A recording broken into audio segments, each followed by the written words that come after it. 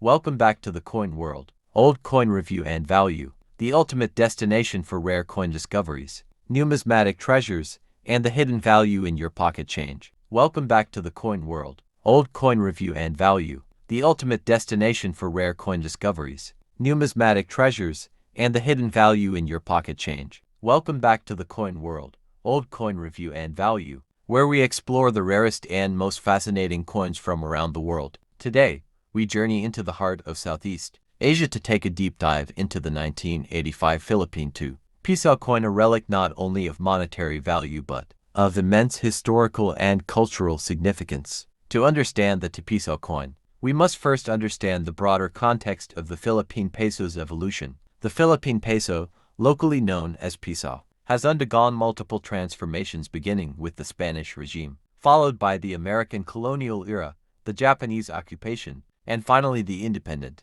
republic. The peso has seen currency issued by the Spanish Empire, the American insular government, the Japanese wartime administration, and finally by the Bangko Sentral ng Pilipinas, Central Bank of the Philippines, which took over monetary control after independence. The piso denomination was not common in earlier times. Most Filipino transactions used centavo denominations or whole pesos. It was during the 1970s and 1980s that the central bank introduced and experimented with the Piso coin to reduce the cost of printing paper bills. The Piso coin was introduced in 1974 under the Engi Bagong Lipunan series, the New Society series, initiated by President Ferdinand Marcos. This series was part of a rebranding of the currency system during his martial law government. The coin was designed to promote nationalism and honor Filipino heroes. Over time, the series included denominations from 1 centimo to 5 piso. The piso featured Ferdinand Marcos in early issues but was later changed to depict revolutionary hero Andres Bonifacio after the Marcos. By 1985, the country was undergoing significant political upheaval. The Marcos regime was under pressure amid accusations of corruption and growing public dissent. This coin, minted during this volatile period, captures the final phase of the Marcos monetary legacy. Interestingly, even though 1985 was just 1 year before the People Power Revolution of 1986, the Piso coin from this year still retained the stylized designs and fonts of the New Society series. The coin represents a snapshot in time, a regime trying to maintain normalcy through state symbolism, even as it was losing its grip on the nation. On the obverse front side of the 1985 Piso coin, you'll find the profile of Andres Bonifacio, the father of the Philippine Revolution. His stern gaze reflects strength, courage, and the fighting spirit of the Filipino people. Bonifacio is famously known as the founder of the Katipunan, a secret revolutionary society that ignited the Philippine Revolution against Spain. In 1896, he is often regarded as one of the most important Filipino heroes. The inscription Republica ng Pilipinas, Republic of the Philippines, arches over Bonifacio's portrait, with the date 1985 at the bottom. This design was carefully chosen to inspire nationalism during the Marcos era, subtly aligning revolutionary imagery with the then-current regime. On the reverse side, we see the seal of the Central Bank of the Philippines, Bangko Sentral ng Pilipinas, a symbolic representation of the country's financial independence. The design includes the sun and 3 stars, which mirror elements of the national flag, symbolizing Luzon, Visayas, and Mindanao, the 3 major island groups of the Philippines. Below the seal is the word Dalawang Piso, meaning to pesos. It's written in the Filipino language, emphasizing local pride and cultural identity. The 1985 Piso coin is composed of copper nickel, giving it a silver-gray appearance. Its diameter is approximately 31 millimeters, making it one of the larger coins in circulation at the time. The weight is around 14.6 grams, giving it a hefty and solid feel, something collectors greatly appreciate. The coin's edge is reeded, which adds to its durability and anti-counterfeiting features. It was minted by the Bangko Sentral ng Pilipinas Security Plant Complex, responsible for producing all of the country's coins and notes since its establishment. While the Piso coin was relatively common in the mid-1980s, many were eventually pulled from circulation or melted down after the transition to smaller, more cost-effective coins in the 1990s. The 1985 version, specifically, holds a scarcity premium because of the political transition that followed shortly after. Coins from this year are often considered symbolic of the end of an era. In the numismatic market, the 1985 to Piso coin is not extremely rare, but it's highly collectible due to its historical relevance. A well-preserved coin can sell for $150 to $500, $3, $10 USD, depending on condition. However, uncirculated coins, especially those still sealed in original mint packaging, can fetch significantly more sometimes. Philippine peso $1,018.20 United States dollars, or higher from dedicated collectors.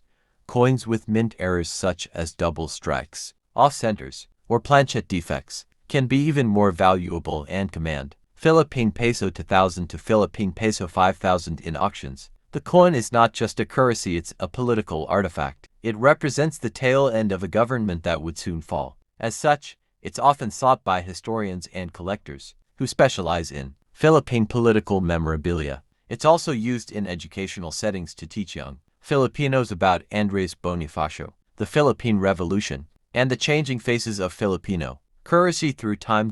After the People Power Revolution in 1986, the Philippine government under President Corazon Aquino would reissue currency that distanced itself from Marcos era imagery and slogans. By the early 1990s, the 2 peso coin was eventually phased out and replaced with smaller, bimetallic versions or converted into banknotes. So, if you're holding onto a 1985 2 peso coin, you're holding a piece of a fading but essential chapter of Philippine history, a coin minted at a crossroads, carrying the weight of both revolution and dictatorship. The issuance of the 1985 2 peso coin occurred during the twilight of the Marcos dictatorship, which had ruled the Philippines under martial law from 1972 to 1981, and through a continuing authoritarian grip into the mid-1980s.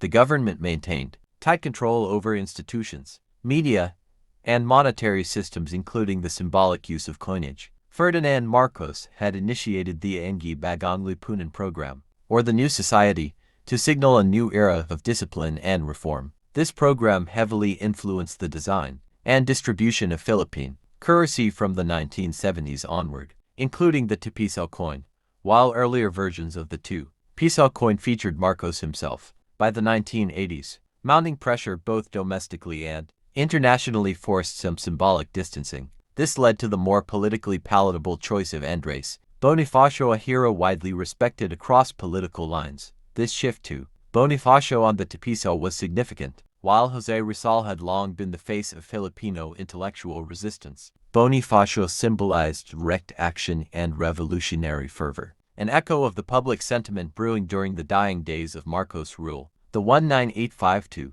peso coin was part of the Flora and Fauna series transition period, where the central bank began integrating native animals and plants into coin, designed to foster national identity and environmental awareness. Though the 2 peso still featured Bonifacio, the era of symbolic evolution was beginning.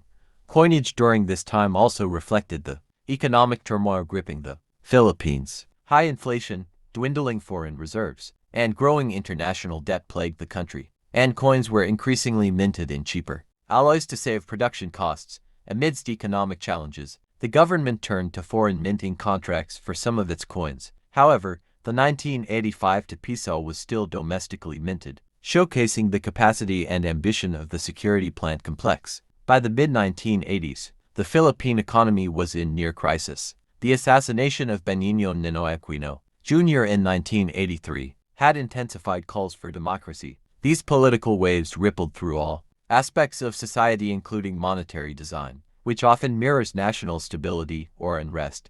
The humble 2 peso coin thus circulated alongside pamphlets, posters, and underground newspapers calling for change. Some Filipinos even referred to Bonifacio's face on the coin as a silent rebel in one's pocket, a quiet reminder of resistance amid authoritarianism. Collectors today find the 19852 peso coin particularly fascinating because it was minted during a time of contradiction, an authoritarian state issuing currency that glorified revolution and freedom. Despite being large and solid in feel, the 2 peso was never as widely used as the 1 peso or 5 centimo coins. Many Filipinos found it bulky, and as inflation worsened, its purchasing power diminished, reducing its everyday practicality. Nonetheless, as the 1985 2 peso coin circulated across the archipelago, It served not just as currency but as a cultural artifact, subtly narrating stories of struggle, survival, and transition. In a time when many Filipinos were losing faith in government institutions, everyday items like this coin offered a sense of continuity.